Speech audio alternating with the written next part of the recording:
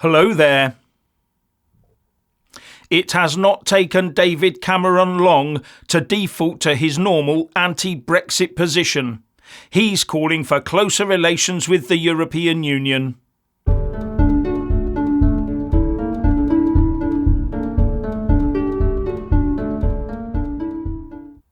David Cameron, our newly appointed and now unelected Foreign Secretary, told the BBC that the UK needs to get closer to the European Union. They are our friend, neighbour and partner, he opined. And straight away the Tories lost another 1 million votes. It seems that the Brexit negotiation years and after have been totally washed from Cameron's mind. Does he not recall that the EU still has the UK by the Northern Ireland shortened curlies and continues to play hardball with it? Has he forgotten that Brussels unlawfully set about triggering Article 16 of the Northern Ireland Protocol in their attempt to stop the UK taking any lead during the health emergency? And that was nothing to do with health responses. It was all about the politics of Brexit.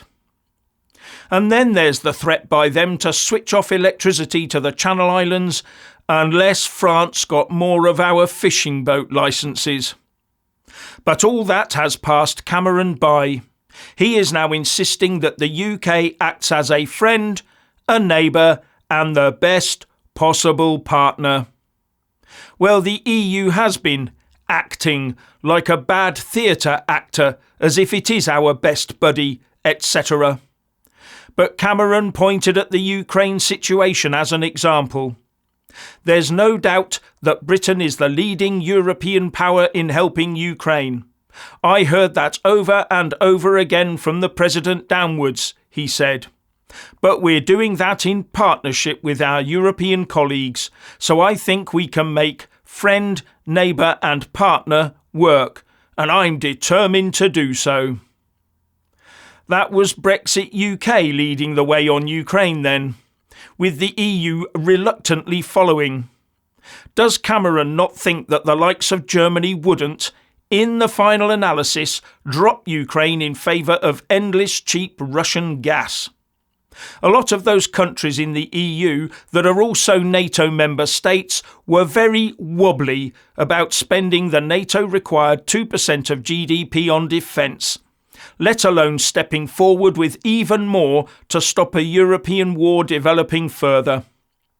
The only EU states who are not of that mind are the ones most likely to be facing Putin's bayonets if he was able to take Ukraine or a goodly chunk of it. I get the feeling that some of them think that if they got Ukraine to at least surrender some of its land and roll over to the Kremlin, that everything would be hunky-dory once again. And there's a lot of that thinking on the Republican side in the US too. Now what the good Baron of Greensill, the Baron of chipping away at UK sovereignty wants us to do is work more closely with the EU on international and defence matters. That means agreeing foreign policy and how and when we deploy our militaries. And don't tell me he's not thinking about some sort of treaty between the EU and the UK on these matters. Don't tell me he's not looking at the Brussels' growing control over EU foreign policy and defence matters.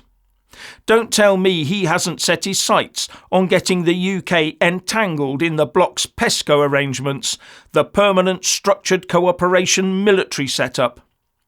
Pro-EU is typed all over Cameron's DNA and also runs through him like the writing in a seaside stick of rock. So we'd end up with a pro-EU treaty where we would have to sign up to EU values and promise not to go about the world stage defending our own interests without getting the blessing of Brussels first. Whatever the question is, for the anti-Brexit types, the answer is always more EU. And I've said it many times before and I'll say it again. Whoever controls a nation's foreign policy and defence policy controls that nation. And in our case, if the pro-EU types got their way, it would probably also mean giving over things like GCHQ and the nuclear deterrent. Why do you think the EU is so keen on getting all the member states' defence forces under one controlling umbrella? Why do you think the EU has been very happy to talk to us about things like military and foreign policy arrangements? Because they no doubt think they can do a Northern Ireland protocol on us and snatch control. I would bet that one of the first calls that David Cameron got when appointed Foreign Secretary was from someone like the EU Commission President, Ursula von der Leyen, as he is definitely someone that the Eurocrats can work with on these matters.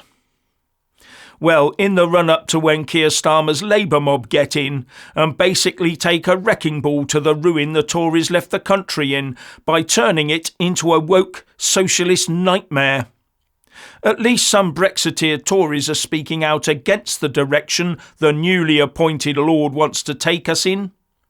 Richard Drax, who's now a member of the Defence Select Committee, said, "You might want to remind Lord Cameron that we left the EU, no ifs or buts, and we're doing very well, thank you."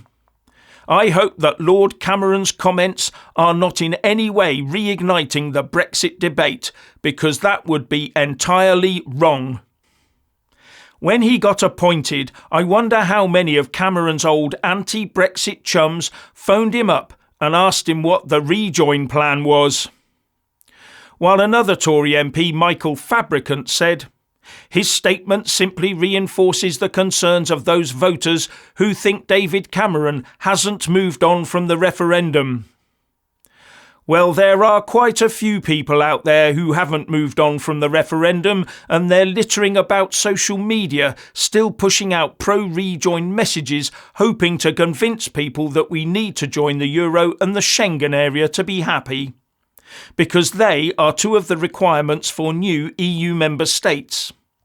And Andrea Jenkins, who has already submitted a letter of no confidence in Rishi Sunak as her party leader, said, "We've surely got to deliver policies which speak to these new Conservative voters from the 2019 election, and rhetoric like this is not going to win us a majority."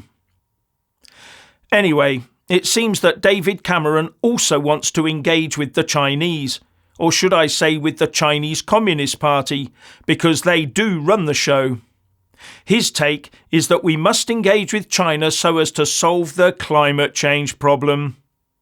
He also seems to be a bit soft on Hamas. While he talked about the events of the 7th of October being appalling, he also said that Israel had caused too many casualties in the Gaza Strip. What's he saying? That Hamas should be allowed to prosper from using innocent people as shields for the Hamas terrorists to hide behind?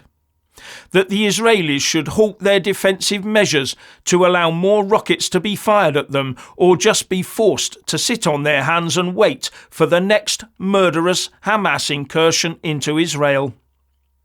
I've got to say, for me, all it comes down to is how much more damage to our country can the Tories do between now and the next general election? And further, is what comes after that general election going to be any better or just much worse? Looking at these mainstream parties, all you see is more of the same across the board, however you mix them up. The establishment uniparty government always gets in, unless the electorate wises up big time.